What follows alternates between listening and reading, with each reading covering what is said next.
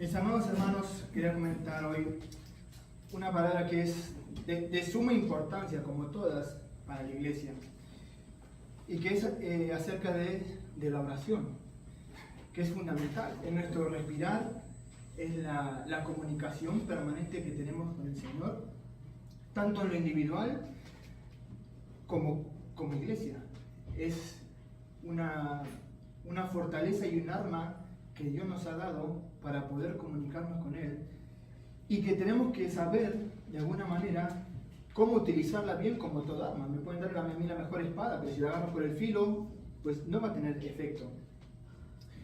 Y pensaba estos días cuando preparaba esta palabra, me acordaba cuando era pequeño, y una vez mi madre me dice, porque claro, tenía que de alguna manera hacerme chantaje, porque si no yo no hacía las cosas.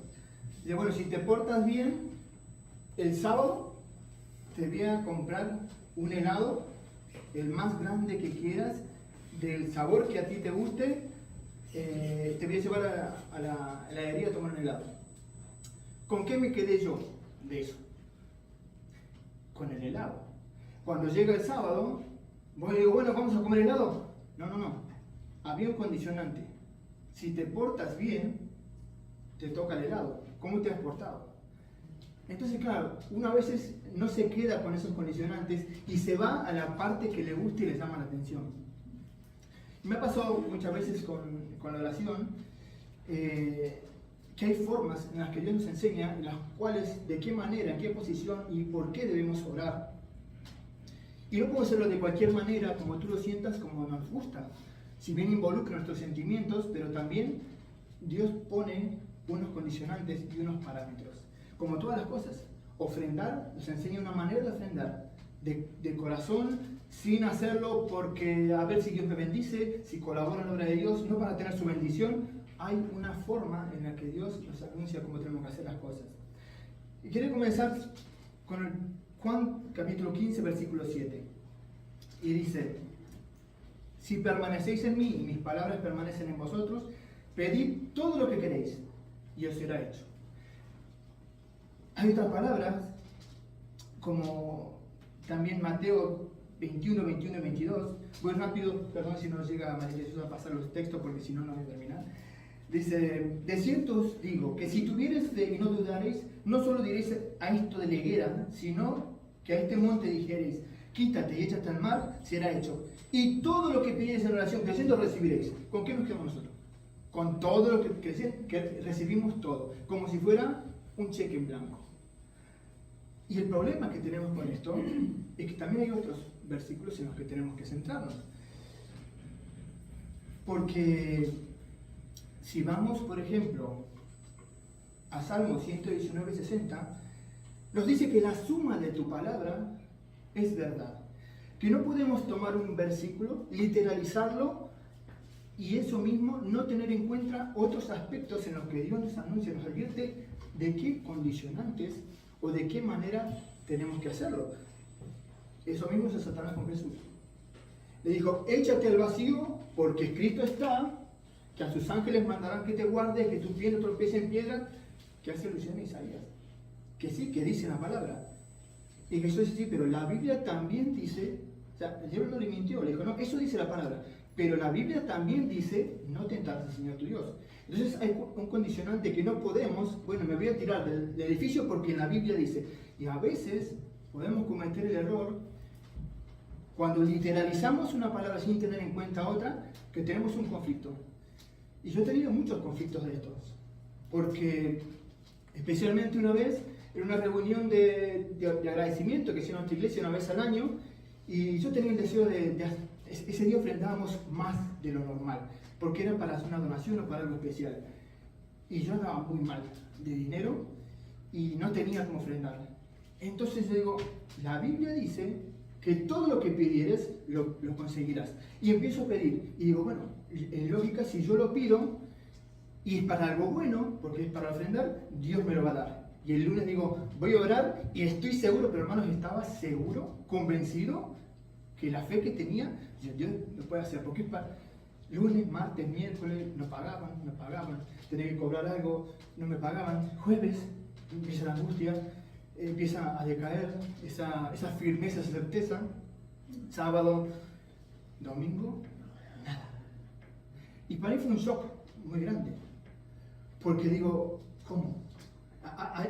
Está claro lo que dice la Biblia.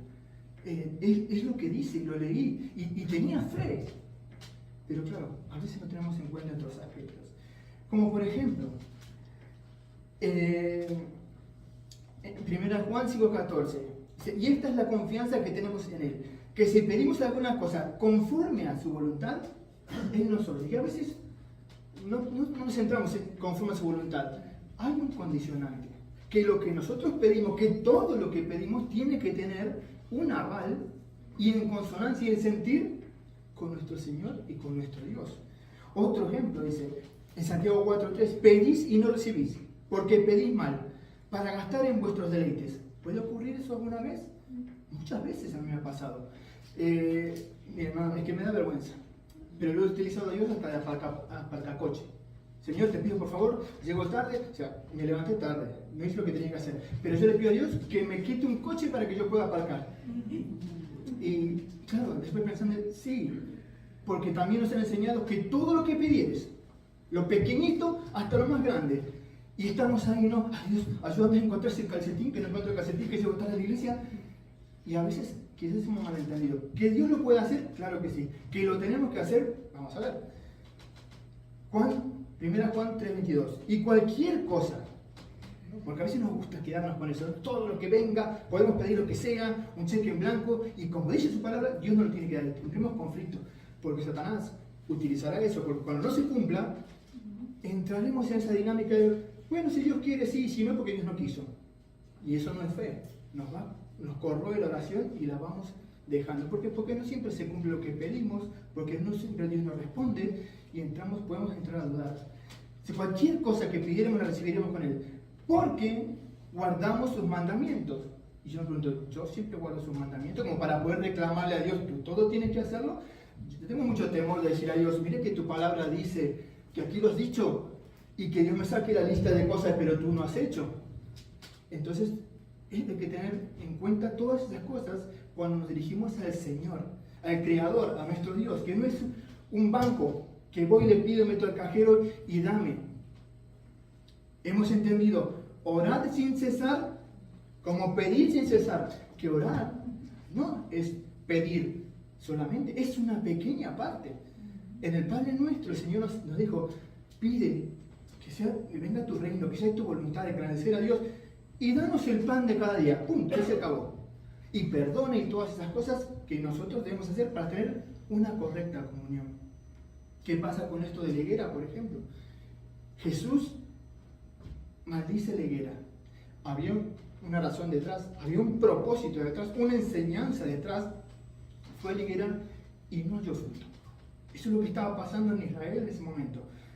Tantas veces se había abonado, había cercado, la había cuidado, como decía Vane, la había protegido y no daba fruto. Y esa es la enseñanza. ¿Y con qué se quedó el discípulo? ¿Cómo hiciste eso? Y bueno, Jesús pudo hacerlo porque su comunión con el Padre era perfecto. Él no estaba en pecado, él no tenía nada guardado, él no tenía que confesarle nada a su Padre, él no ofendía, él no dejaba de perdonar, tenía una comunión y el Espíritu Santo en plenitud, porque no pecaba, todos los dones, y la comunión que tenía Jesús no la tenemos nosotros.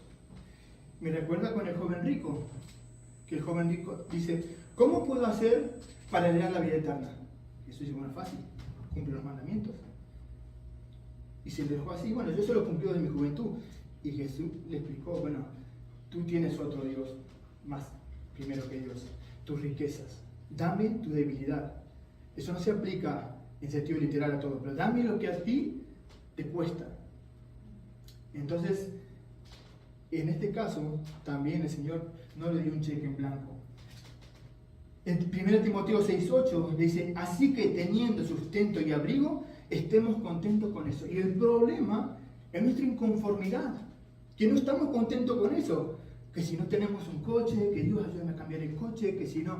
Y a veces entramos en unas dinámicas, hermanos, bastante peligrosas que ya mencionaré. Juan 14:13. y todo lo que pidieres en mi nombre, lo haré. Y decimos, amén.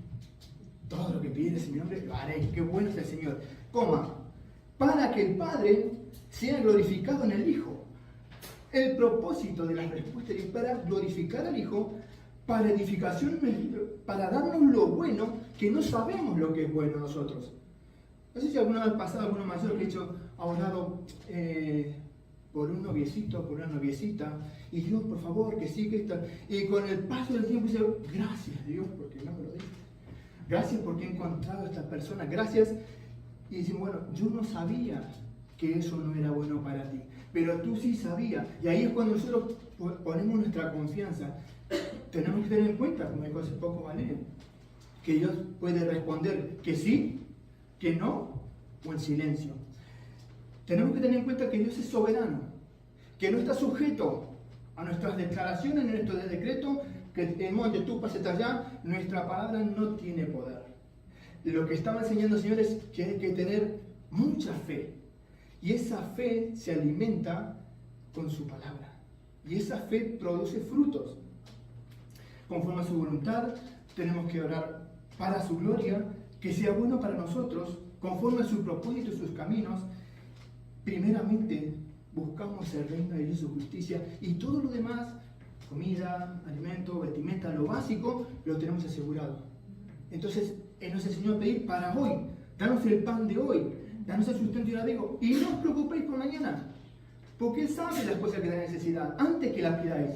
Nosotros queremos hacer, tener la confianza plena. Lo que le enseñó Jesús en el desierto a los judíos. Que eso es el del maná. Los hizo dependientes. No puedes agarrar hoy para mañana. No te preocupes, yo no te voy a fallar. Y en ese sentido, Dios no nos falla. Y tenemos que tener esa certeza. Cuando tenemos que tener en cuenta otra cosa es que Dios en el camino como cristiano, como creyente, nos va perfeccionando. Y en esa perfección incluye dolor. Incluye dolor. ¿Cuántos hemos venido a postrarnos delante de Dios por angustia, por tristeza, por vacío, por preocupaciones? Y hemos tenido un momento de debilidad, Dios nos ha llamado y hemos venido. Que en otro momento no hubiéramos venido. Dios ha trabajado con nosotros a través del dolor. Dios trabaja a través de la incertidumbre, cuando tenemos inseguridad. Y Él nos dice que Él nos da la garantía y la dependencia. Y también a través de las pruebas, nos somete a pruebas nuestra fe para que crezca, para que dé fruto, porque las pruebas también producen paciencia. Y Él nos lleva a ese estado, pero nosotros no queremos. No quieren comodidades, quítamelo, quítame esto, quítame este problema. Cuando tenemos fiebre, es una buena señal de que nos alerta de que algo va mal en nuestro organismo, entonces vamos al médico y le ponemos solución. Si no tuviéramos fiebre, pues sería muy peligroso porque la infección avanzaría y llegaría a un punto que no la podíamos parar. Pero cuando tenemos fiebre, quítame la fiebre. Y queremos que Dios nos quite, que nos dé todas las comodidades, y Dios no está para darnos todas las comodidades, para que tengamos una vida plácida, para pedirle cosas que hay incomodidades. Tampoco Dios es nuestro cómplice. Si, por ejemplo, aparco en un sitio de minusválido, porque estoy apurado, porque no tengo prisa y me voy y vengo, Dios mío, por favor, que me ponga multa. Dios no va a ser cómplice de que tú rompas las leyes, de que tú rompas las normas. Si tú estás preparándote para un examen de conducir, por ejemplo, y tú no tienes las habilidades, tú no le puedes decir a Dios, bueno, no tengo las habilidades, pero ayúdame a pasar el examen. ¿Para qué? Para que te des contra un poste o atropelles a alguien. Entonces a veces pedimos cosas y tenemos a Dios a mano. Pide. Y no es el propósito de la oración. Cuando Dios nos quiere preparar para que demos fruto del Espíritu, dominio propio, paciencia, mansedumbre, también nos va a colocar ese compañero de trabajo que nos tiene ahí, nosotros que saltamos una vez y nos molestamos otra vez y nos enojamos otra vez y en vez de nosotros trabajar en nosotros, como decía el hermano Nicolás, trabajar en nosotros para poder soportar, para poder sobrellevar, pasa en la iglesia, pasa en la familia, pasa en el trabajo, en todos lados, quítamelo, me molesta, me estorba, es insoportable. Y dice, no, que yo te lo he puesto ahí, para que tú aprendas a madurar. Porque ¿cómo tú vas a crecer? ¿Cómo vas a madurar si no te pongo a prueba? ¿Cómo hizo el Señor con el pueblo de Israel? Dice, bueno, el acto más maravilloso es cuando los liberó de esclavitud de Egipto. Pero primero los tuvo que dejar esclavos. Y habrán orado para que se lo quite. Pero el propósito de Dios iba más allá. Le dio una orden a sus discípulos, ir y predicar el Evangelio a todo el mundo. ¿Qué hicieron? Se quedaron en Jerusalén. Ahí, tranquilito, bien. Tuvo que venir una persecución de parte de los principales judíos para que se vayan por todos lados corriendo, incluso Pablo, para que se cumpla el propósito de Dios. Y en ese momento han dicho, Dios mío, que no nos persigan, que no nos moleste, que estamos bien cómodos. Y no era el propósito de Dios. Entonces es fundamental, cuando nos inclinamos delante de Dios, saber qué le pedimos, por qué le pedimos, cuál es el propósito detrás. ¿Hay egoísmo? Puede haber un trabajo, yo me imagino, hay un trabajo, estoy yo y otra persona más. ¿Yo qué oro? Señor, el que de los dos necesite más, que consigue trabajo. ¿Qué va? Llame el trabajo a mí. O sea, y la otra persona no tenemos en cuenta, y en muchas ocasiones detalles, cómo actuamos nosotros. Dios no es un Dios de cumplidor de deseos, no es un genio de la lámpara al que vamos ocasionalmente. La oración es una comunión intensa, íntima con el Señor. Como la tenía Jesús, Él mismo, siendo Dios, siendo perfecto, Él era dependiente de la oración, de estar con su Padre, de inclinarse. Antes de elegir a los discípulos, dice, toda la noche estuvo orando. Él. Y nosotros a veces una oracioncita, y 2 y 3, cuando ya van 4 o 5 veces que le pedimos lo mismo, y Dios dice, bueno, yo quiero que aprendas a ser constante en la oración. ¿Cómo te voy a enseñar a ser constante en la oración si no te postergo mi respuesta? Nunca vas a aprender, porque si a la primera, Dios, como dice acá, te lo pido, me lo das. Es como cuando un niño le pide al padre, papá quiero la Play, sí, hijo, toma. Papá quiero un helado, sí, hijo, toma. Dios no es un mal padre. Dios no es un padre bueno, que nos da todos los gustos. Él nos ayuda y nos protege, y no tenemos que aprender a soportar. Tenemos que aprender a ser fuertes. Yo me preguntaba, ¿quiénes serán los cristianos en este tiempo más fuertes y fieles del mundo? Y pensé en Siria. Y pensé en Corea del Norte. Y pensé en esos hermanos perseguidos, que esos hermanos hacen lo imposible, se juegan la vida para tener una reunión. Que lloran cuando les llega una Biblia en las manos, porque no tienen ni una palabra, porque está prohibido. Que se juntan en los sótanos. Que escuché otra vez que me mandó, creo que Valerian, que un hermano agarra un coche y sube a 2 o 3 y les va predicando en el coche porque no se pueden reunir, nadie los va a parar. O sea, lo que hacen, por eso. Y quizás nosotros, si una prédica se extiende 5 minutos más, 10 minutos más del tiempo reglamentario, que me tengo que ir, que tengo que hacer la comida. Y nos protestamos y nos enojamos. Qué débiles que somos. Y cuando llegue el momento de la lucha y la prueba y la persecución que vendrá, ¿cuántos? Ojalá que no sé si va a quedar, pero ¿cuántos van a quedar? Jesús tenía esa característica de que Él siempre estaba en comunión con el Padre, hacía lo que Él decía, estaba en comunión y era fácil. Y Él dice, bueno, si mi palabra permanece en vosotros. Y yo digo, ¿qué palabra? Toda su palabra. Si toda la palabra de Jesús permanece en mí y está en mi corazón, y el mismo sentir por su amor, por su obra, por sus hermanos, por todo, ¿qué le voy a pedir yo? Le voy a pedir algo conforme a su voluntad. Si yo estoy desconectado de eso, ¿qué voy a pedir? Cosas para mí, quítame esto, no quiero preocupación, quiero tener una vida tranquila, quiero estar en paz. Y creemos que Dios nos va a contestar esos caprichos, ese estado del alma, ese estado deplorable espiritual, como iglesia. Orar el día martes es un culto tan importante como este, excepto porque la cena es más importante. Pero es tan importante como iglesia que oremos. Las iglesias que van a quedar son las que son firmes y fuertes. Las iglesias unidas, que oran para poder soportar, para unirnos. Pero ahí somos 4, 5, de 40, de 50.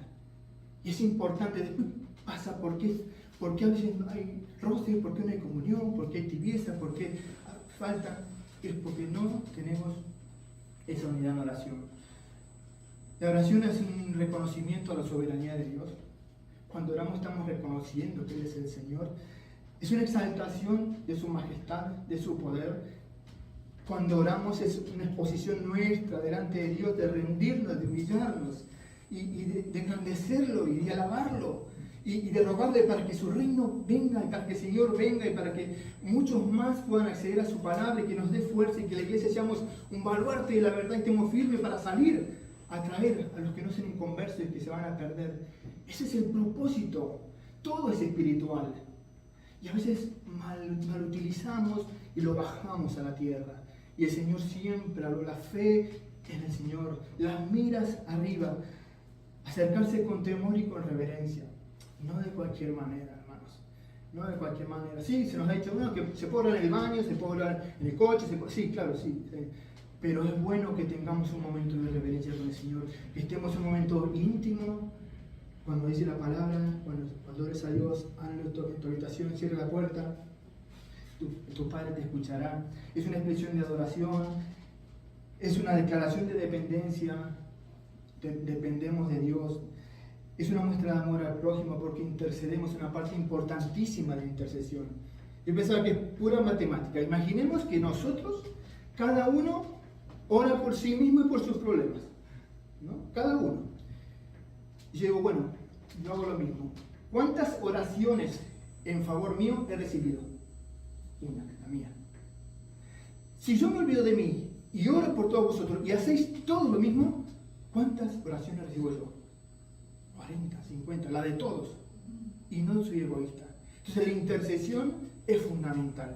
Y no es una parte a colación de, bueno, ya que pido, bueno, también ayudo a nuestros hermanos, también ayudo, pero lo importante es yo y lo que necesito y mi incomodidad. Es una manera de ejercer la fe y no desmayar. Ponemos nuestra voluntad en las manos de su voluntad, probamos nuestra obediencia, oramos sin cesar, con constancia, que no es insistencia, y es un llamado de auxilio en la tribulación, porque el Señor también nos socorre y Él mira por nosotros. Y si andamos en sus caminos, Él nos proveerá de lo que necesitamos. Y tendremos una comunión más profunda y perfecta con Él. Por último, hermanos, Romanos 8, 25, 28, como somos tan débiles y como somos tan humanos y a veces carnales, a pesar de haber nacido de nuevo, estamos en evolución y a veces somos muy inmaduros. Dice, pero si esperamos lo que no vemos, eso es fe. Fe es la certeza de lo que se espera, la convicción de lo que no se ve. Si esperamos lo que no vemos, con paciencia y lo guardamos. Y de igual manera, el Espíritu Santo nos ayuda en nuestra debilidad. Pues ¿qué hemos de pedir como conviene? No lo sabemos. Pero el Espíritu mismo, hasta esa ayuda, como diciendo, no le hagas caso a lo que te pide yo sé lo que necesita. El Espíritu Santo intercede por nosotros con gemidos indecibles, porque Él nos quiere llevar a la perfección. Mas el que escudriña los corazones sabe cuál es la intención del Espíritu, porque conforme a la voluntad de Dios, intercede por los santos. Y sabemos que a los que aman a Dios, todas las cosas les ayudan a bien. Y eso también es bonito, ¿no? Dice que a los que aman a Dios, todas las cosas ayudan. ¿Y tú amas a Dios? Porque a los que aman. Y yo digo, ¿amas como Él quiere ser amado? ¿En la profundidad y la santidad que quiere ser amado? O sí, amo a Dios porque necesito de Dios para que me dé cosas. Sabemos que a los que aman a Dios, y si estamos dentro de ese grupo, de ese paraguas, todas las cosas les ayudan a bien. Esto es a los que conforme a su propósito son llamados. Que el Señor nos bendiga. Amén.